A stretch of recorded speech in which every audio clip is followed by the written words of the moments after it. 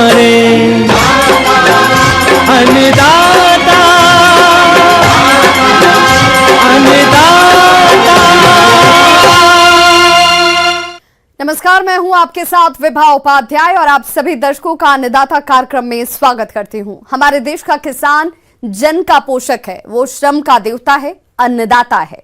उसमें ही भारत की आत्मा निवास करती है और ऐसे ही किसानों की प्रगति के लिए हम खेती बाड़ी से जुड़ी हुई बहुत सी नई लाभकारी जानकारियां हर रोज सुबह लेकर आते हैं। तो चलिए कार्यक्रम शुरू करने से पहले देखते हैं क्या है आज के अन्नदाता में। आंवला के बागों में कीटों का नियंत्रण है जरूरी।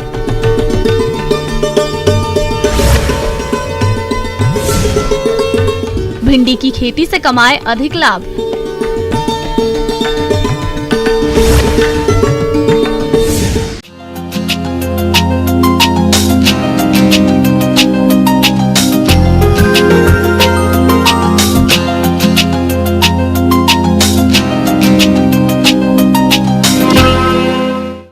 मध्य प्रदेश और छत्तीसगढ़ के बहुत से किसान खेती के साथ साथ फलदार पौधों की बागवानी करके अच्छा लाभ कमाते हैं।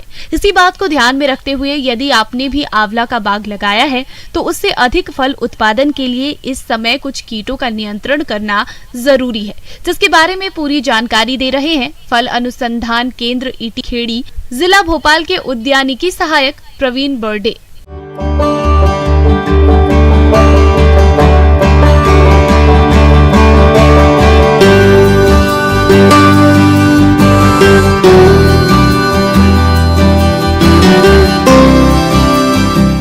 किसान भाइयों, आंवला की यदि बागवानी किसान करता है तो बहुत अच्छा मुनाफा कमा सकता है। कुछ समय पहले इसके बाग काफ़ी मात्रा में हुआ करते थे।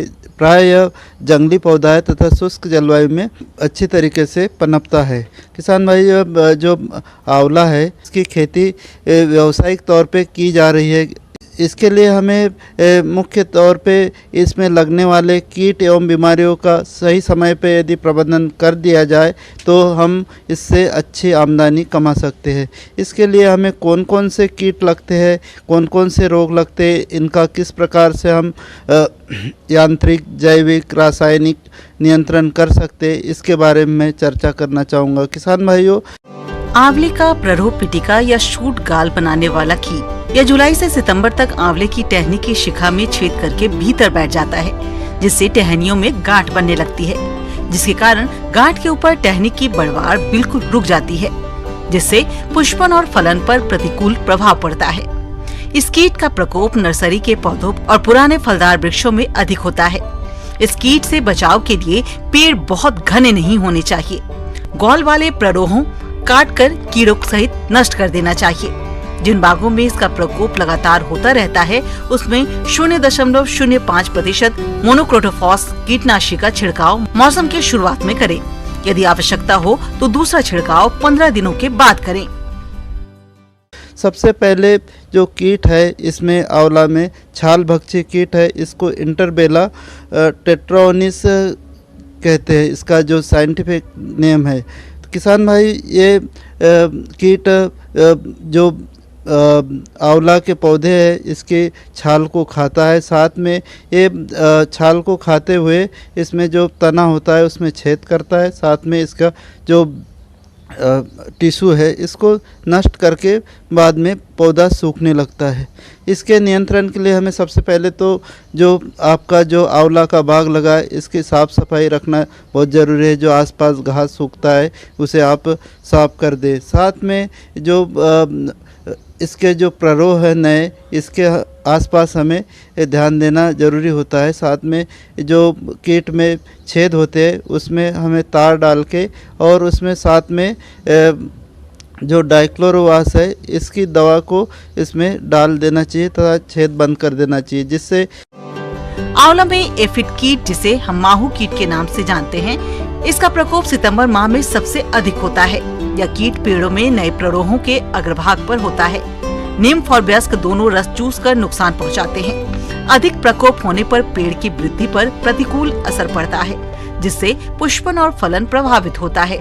प्रभावित पत्तियां पीली पड़ जाती हैं और सूख कर गिरने लगती हैं। इसके नियंत्रण के लिए प्रकोप के शुरुआत में ही प्रभावित पत्तियों और प्रवाहों को काटकर कीड़ों सहित नष्ट करना चाहिए। अधिक प्रकोप होने पर इमिडाक्लोप्रिड दवा की 1 मिलीलीटर मात्रा को 3 लीटर पानी के हिसाब से घोल बनाकर छिड़काव करने से इस कीट का नियंत्रण किया जा सकता है। इसके बाद में आता है अनार की तितली। किसान भाइयों, अनार की तितली भी काफ़ी इसको नुकसान पहुंचाती है आंवले को। इसके नियंत्रण हेतु हमें सबसे पहले तो ध्यान रखना चाहिए कि जहां हम आंवला का बाग लगाने जा रहे हैं उसके आसपास अनार का बाग नहीं होना चाहिए, क्योंकि इसके जो अनार की तितली है उड़ के आंवला में आ जाती है, जो कि नुकसान पहुंचाती है। किसान भाइयों, इसके नियंत्रण के लिए हमें जो फूल की अवस्था होती है उस समय हमें कोई भी कीटनाशक जैसे कि इमिडाक्लोप्रिड है, थाइमिथाक्साम है, 0.3% के घोल का छिड़काव करके इसका नियंत्रण किया जा सकता है। इसके बाद में आता है मिलीबग। मिलीबग यह भी काफ़ी नुकसान पहुंचाता है। इसमें क्या होता है कि जो पत्तियां होती है इसके पास कीट चिपचिपा स्क्रेटा छोड़ता है, जिसके नियंत्रण के लिए हमें मिलीबग के लिए जैसे कि इमिडाक्लोप्रिड है दवा, इसका उपयोग करना चाहिए। इससे इस कीट का नियंत्रण हो जाता है। आंवला एक बहुत ही स्वादिष्ट एवं पाचक फल है। साथ में इसमें विटामिन सी बारवाडेस चेरी के बाद में सबसे ज़्यादा पाया जाता है, तथा इसमें जो विटामिन सी है 600 mg प्रति 100 ग्राम के हिसाब से पाया जाता है, जो कि एक विटामिन सी का बहुत अच्छा स्रोत है। मुख्य तौर पे इसमें लगने वाले कीट एवं बीमारियों का सही समय पे यदि प्रबंधन कर दिया जाए तो हम इससे अच्छी आमदनी कमा सकते हैं। किसान भाइयों, अभी तक आपने खेती से जुड़ी हुई कुछ उपयोगी जानकारियां देखी। अब लेते हैं एक छोटा सा ब्रेक, जल्द लौटेंगे और कार्यक्रम में आगे भी है खेती बाड़ी से जुड़ी हुई महत्वपूर्ण जानकारियां, तो बने रहिए हमारे साथ।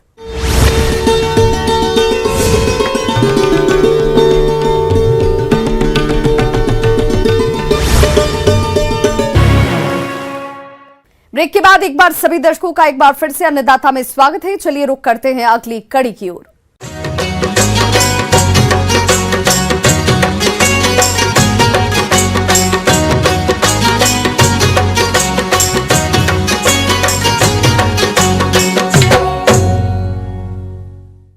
सब्जियों में भिंडी का प्रमुख स्थान है, जिसे लोग लेडी फिंगर या ओकड़ा के नाम से भी जानते हैं। प्रदेश के सभी जिलों में इसकी खेती की जाती है। भिंडी की अधिक उपज प्राप्त करने के लिए इस समय फसल में कुछ जरूरी कार्यों को करने की आवश्यकता होती है, जिनके बारे में पूरी जानकारी के लिए हम आपको मिलवाने जा रहे हैं डॉक्टर सत्य प्रकाश तोमर से।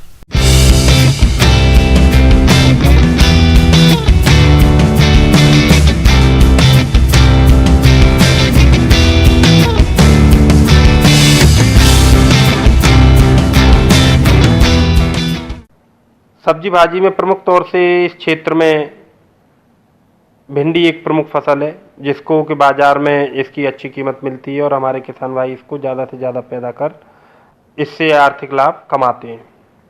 इस फसल के उत्पादन में बहुत सारी तकनीकियों का ध्यान हमारे किसान भाइयों को समय समय पर रखना पड़ता है। इस समय भिंडी की फसल लगाने के बाद पुष्पन की अवस्था पे आने वाली है।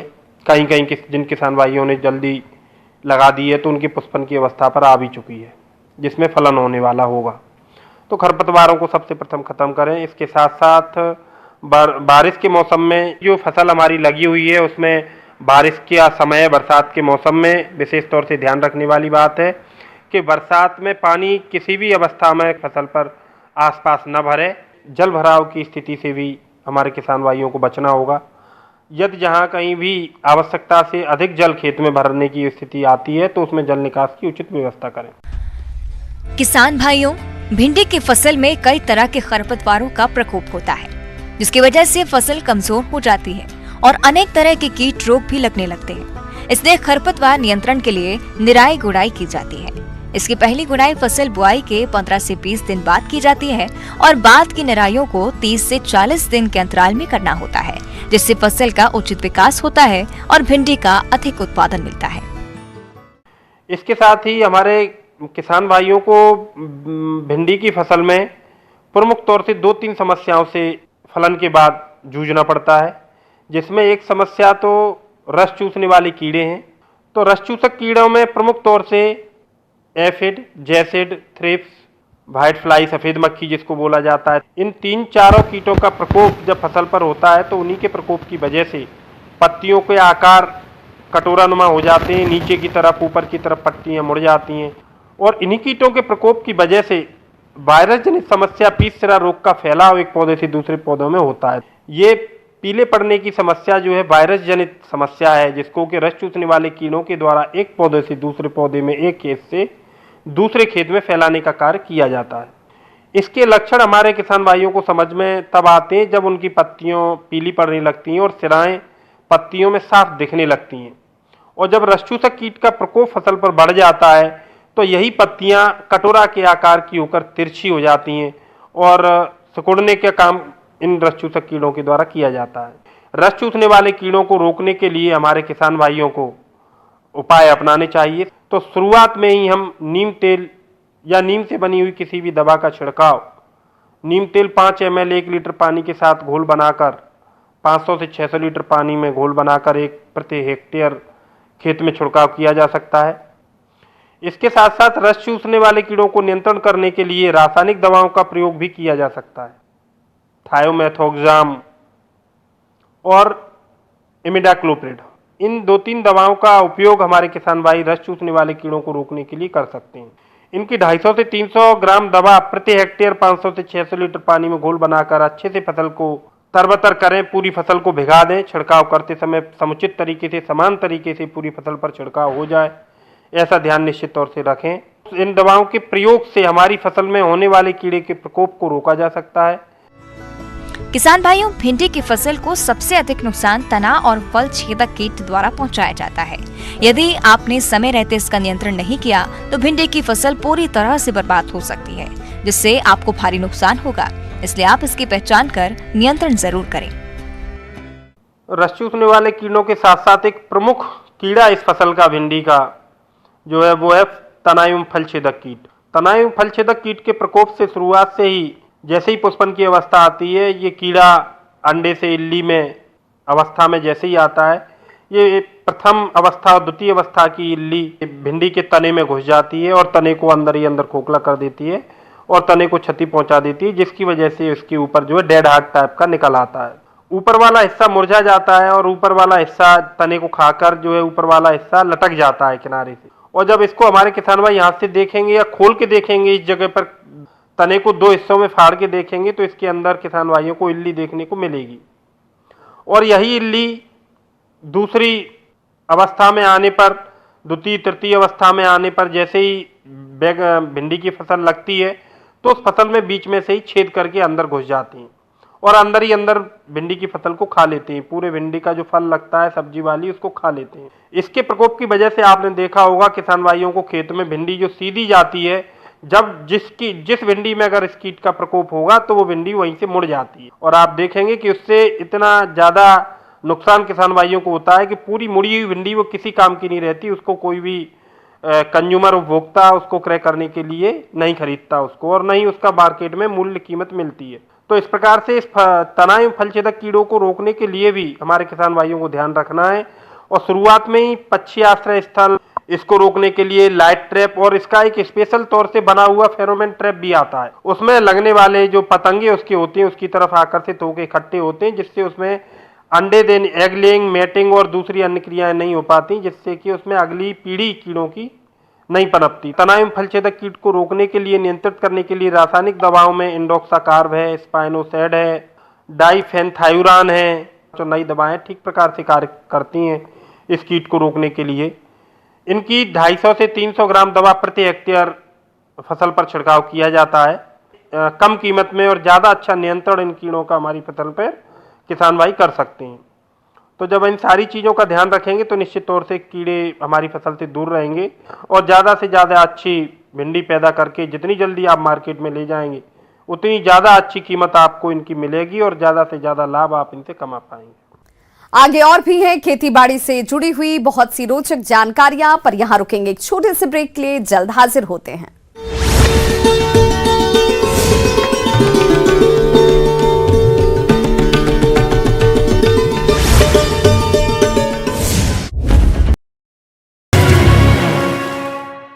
ब्रेक के बाद एक बार फिर से आप सभी दर्शकों का अन्नदाता कार्यक्रम में स्वागत है। बढ़ते हैं अपनी अगली प्रस्तुति की ओर।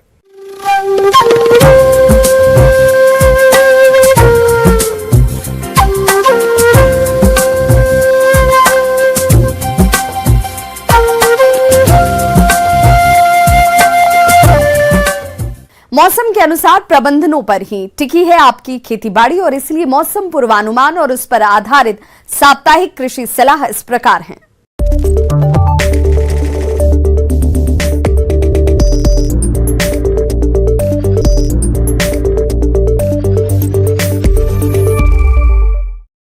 इंदिरा गांधी कृषि विश्वविद्यालय रायपुर एवं संचालनालय कृषि छत्तीसगढ़ रायपुर द्वारा भेजे गए मौसम पूर्वानुमान रिपोर्ट के आधार पर छत्तीसगढ़ के अधिकांश स्थानों में मध्यम से घने बादल छाए रहने के साथ हल्की वर्षा होने की संभावना है। ऐसे में इन क्षेत्रों के किसान भाइयों को सलाह दी जाती है कि धान की जिसमें कंसे निकलने की अवस्था चल रही हो, वहां यूरिया की दूसरी मात्रा 40 किलोग्राम मात्रा प्रति हेक्टेयर की दर से छिड़काव करें, जिससे कंसे की स्थिति में सुधार आएगा। धान की 50 से 60 दिन की फसल में हाथ से निराई गुड़ाई का कार्य करें।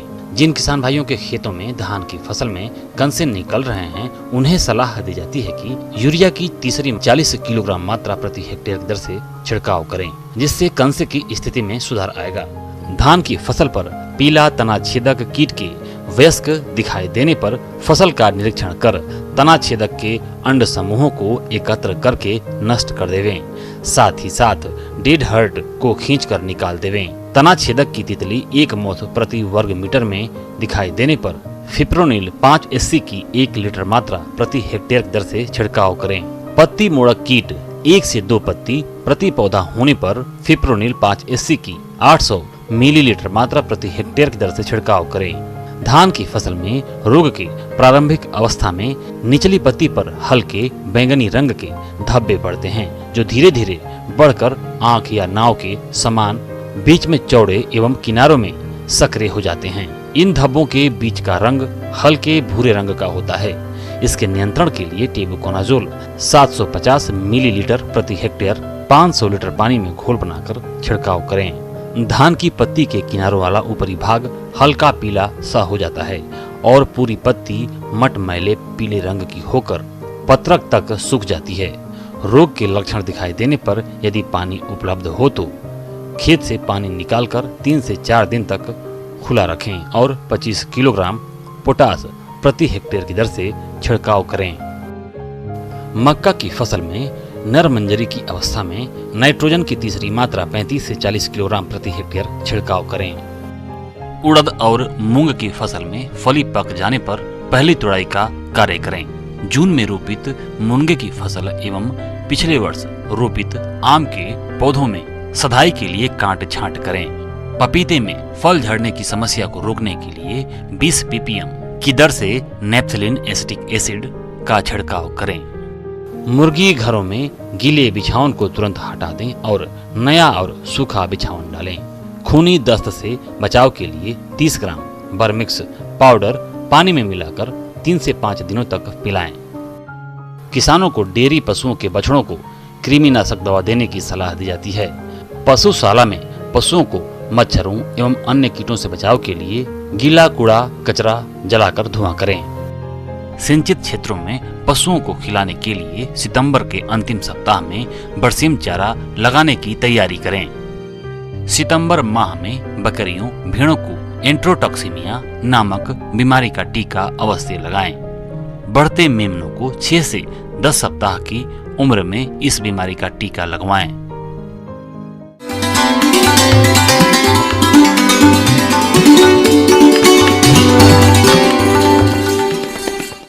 अन्नदाता हेल्पलाइन निःशुल्क फोन संपर्क सेवा के माध्यम से आपके द्वारा पूछे गए प्रश्नों में से एक या दो महत्वपूर्ण प्रश्न को हम अपने कार्यक्रम में शामिल करते हैं और इसी के तहत आज किसान का सवाल और उनका जवाब इस प्रकार से है। अन्नदाता निःशुल्क फोन संपर्क सेवा के माध्यम से पूछे गए प्रश्नों में से आज हमने जिस प्रश्न को कार्यक्रम में शामिल किया है उसे पूछा है ग्राम तिलवारा, जिला जबलपुर के कृषक माधव केवट ने।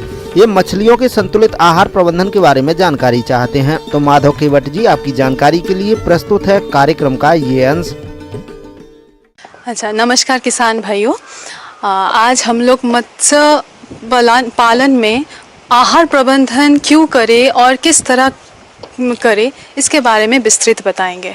फिर और हमारे देशों में भी अनेक राज्य में बड़े बड़े पैमानों पे मछली पालन हो रहा है और इस तहत अगर हम अच्छे से अच्छा प्रबंधन करते हैं आहार की ओर तो हम लोगों का क्या होगा, कम समय में मछली में अच्छे से अच्छे वृद्धि मिल सकती है। तो वो तभी मिलेगा जब हम सही आहार को सही समय चयन करेंगे।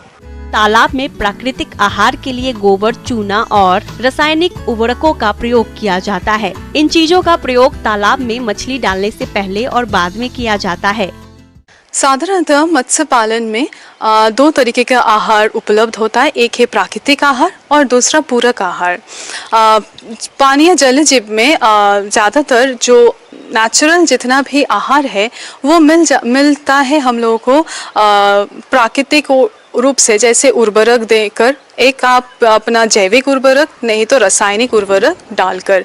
अब कैसे इसको हम लोग डालेंगे, हम लोग कच्चे गोबर या गोबर गैस की स्लरी, ये दोनों चीज़ को अगर हम चयन करते हैं, उसको प्रति हेक्टेयर 10 टन अगर देते हैं तो बहुत ही अच्छा रहता है प्लवक जन्म लेने के लिए। और साथ ही साथ अगर रासायनिक के बात करें तो यूरिया और सिंगल सुपर फॉस्फेट 200 और 300 केजी प्रति हेक्टेयर प्रति साल। तो इस हिसाब से हम लोग तीनों चीज़ को चयन करते हैं प्राकृतिक आहार उपलब्ध करवाने के लिए मछलियों के लिए। शुरुआत में गोबर की खाद और चूना डालते हैं और अन्य उर्वरकों का प्रयोग किया जाता है। फिर जब तालाब में प्राकृतिक आहार बनने लगता है तब मत्स्य बीज डाला जाता है। नेक्स्ट, पूरक आहार के लिए जितना भी प्राकृतिक आहार है वो हमेशा वृद्धि के लिए खास नहीं होता है। जब वो प्रौढ़ या प्रजनक मछली की ओर बढ़ता है तो उस समय में हम लोगों को पूरक आहार देना है। जब हम सही मात्रा में पौष्टिक तत्व मतलब कार्बोहाइड्रेट, प्रोटीन, वसा, खनिज, उसके बाद गुड़ या मीठा और नमक, ये सब हम सही अनुपात में डालते हैं। मान लीजिए आप 100 किलो की आहार तैयार करते हैं, तब आपको कार्बोहाइड्रेट के रूप में चावल की कन्ना, जिसको हम राइस ब्रैन बोलते हैं, नहीं तो आप गेहूं के चोकर, ये सब आप ले सकते हैं लगभग 45 किलो। और प्रोटीन की ओर पे आप सरसों के खोल 45 किलो। साथ ही साथ हम डालेंगे 6 किलो मछली की चूर्ण मतलब फिश मिल या फिर बोन मिल यानी हड्डी के चूर्ण। ये सब अगर हम मिलाते हैं तो हमारा कितना आ गया, 90 और 6 96 किलो। और 2 किलो हम डालेंगे गुड़ और 2 किलो डालेंगे खनिज लवण मतलब विटामिन मिनरल मिक्सचर। इसको पूरा मिलाकर हम लोग क्या करेंगे, इसको आटे की तरह हम डो बना लेंगे, गूंथ कर इसको गोलाकार बनाएंगे। कभी कभी बहुत सारे किसानों क्या करते हैं, अगर आपके पास अंगुली का मछली है और वो मछली बड़ा बड़ा डेला से मछली ग्रहण नहीं कर पाता है वो आहार, तो हम लोग गुटिका जैसे सेवई आप लोग बनाते हैं तो उसको हैंड पेलेटाइजर बोलते हैं। तो वो हैंड पेलेटाइजर के सहारे हम लोग मछली को गुटिकाएं बनाकर छोटा छोटा पीस में काट कर उसको हम डाल देते हैं तालाबों में, सुखाकर तालाबों में डाल देते हैं। अब जब हम पूरक और इसके आहार के बाद हम नेक्स्ट आते हैं, बहुत सारा अब रेडीमेड खाना भी उपलब्ध है बाजार में, जैसे फ्लोटिंग फीड की ओर या सिंकिंग फीड की ओर, कि उसका जो आप जब दाना देते हैं तो वो तभी मतलब बहुत ही आधा घंटा के अंदर ही वो सब नीचे आ जाता है।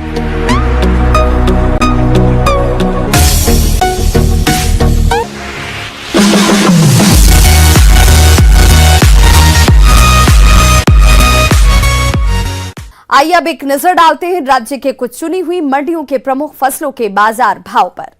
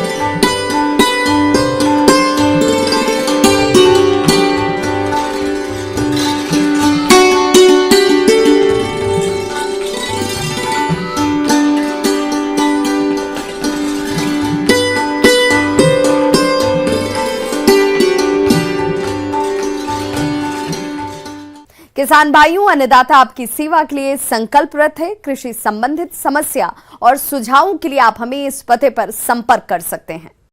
प्रोड्यूसर अन्नदाता, news 18 Madhya Pradesh Chhattisgarh, Ramoji film city, Hyderabad 501512।